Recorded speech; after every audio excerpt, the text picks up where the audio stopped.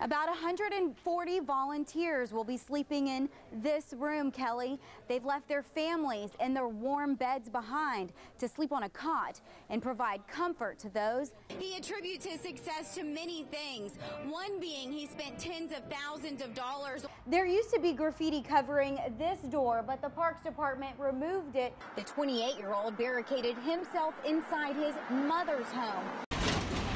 They're moving pieces of metal, tearing out brick walls, spraying water everywhere they see flames. My phone was ringing, said the house was to the ground and burned down.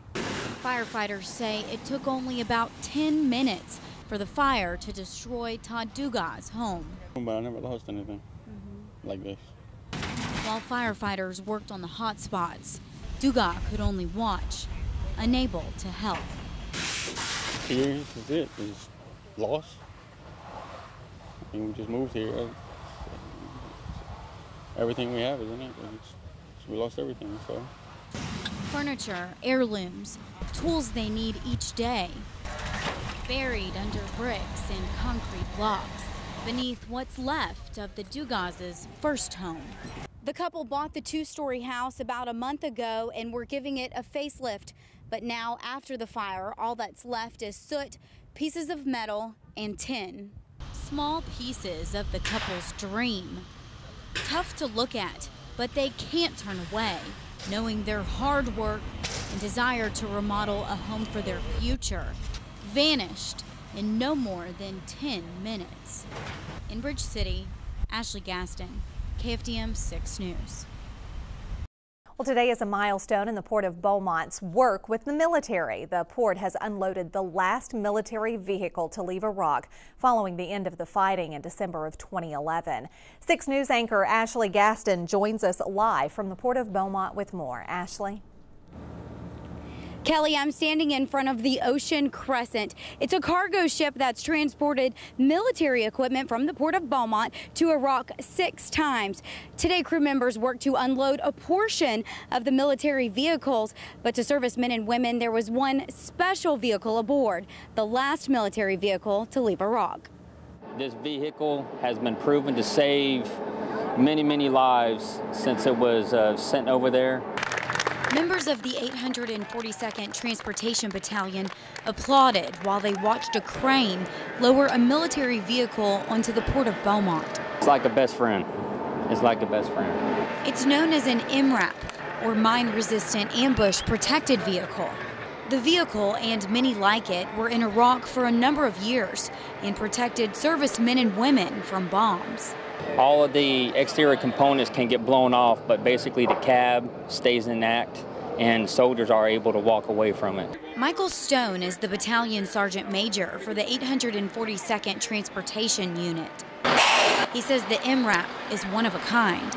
This mine-resistant ambush-protected vehicle is the final one to leave Iraq when the fighting ended last December. It just gives me a lot of pride and joy to see it, and I feel real good about it. The Department of Defense removed nearly 4 million pieces of equipment from Iraq. Hundreds of those military vehicles are stored here at the Port of Beaumont, awaiting their next mission. Military vehicles, Stone says, help the Army make Iraq a better place.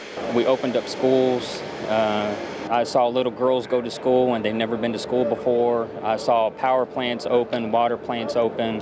Saw little technical colleges being open, and so I meant, oh yeah, it's definitely a lot better when I left than when I got over there. At 7 o'clock this evening, crews will work to remove the remainder of the 150 military vehicles that are aboard the Queen Crescent. Tomorrow morning, the MRAP will head to Fort Hood.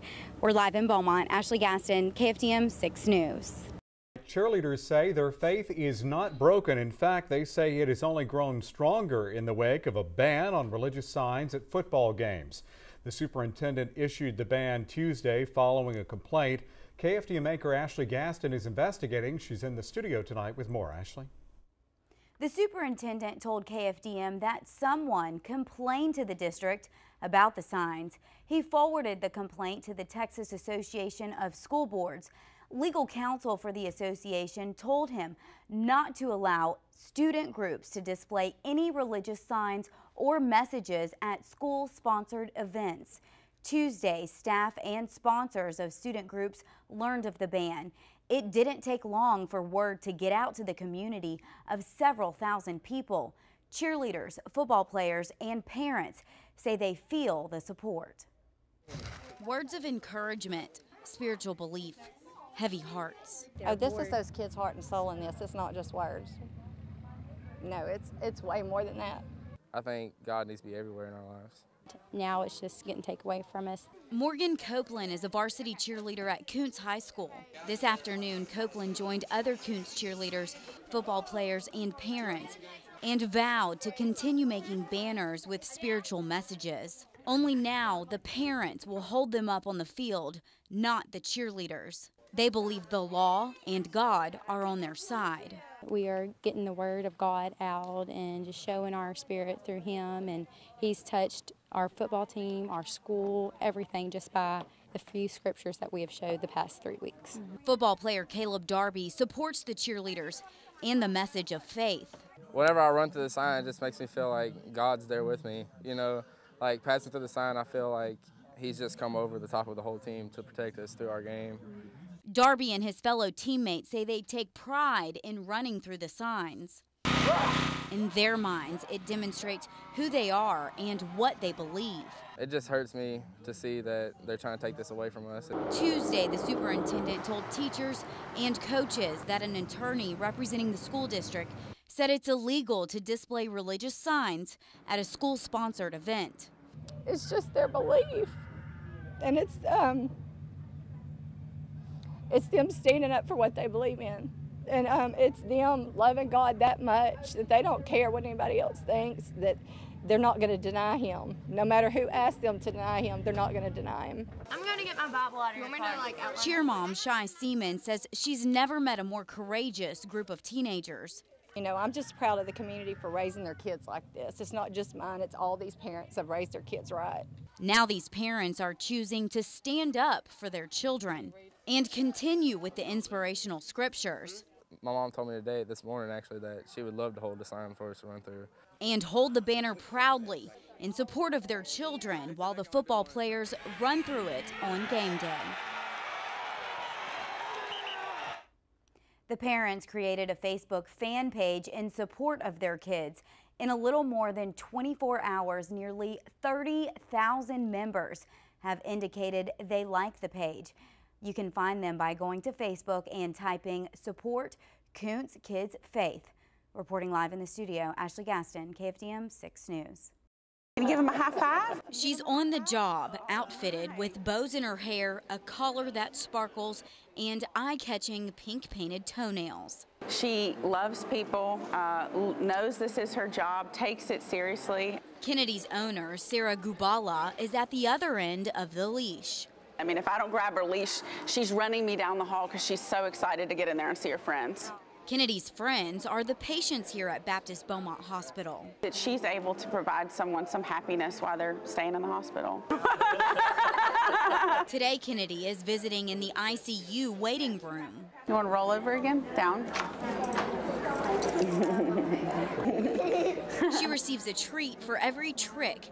Kennedy's owner says what makes her feel good is seeing a smile on the face of Meredith Carter. Yeah, today's the tension off of you. Meredith's sister is having neck surgery.